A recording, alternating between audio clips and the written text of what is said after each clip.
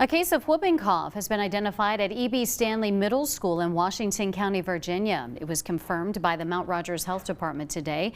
Washington County schools say the system received a letter from the Virginia Department of Health confirming the case, and district administrators quickly notified parents and staff members at the school. School system administrators say custodial staff will increase cleaning and disinfecting efforts, and a health services team will closely monitor any signs associated with whooping cough.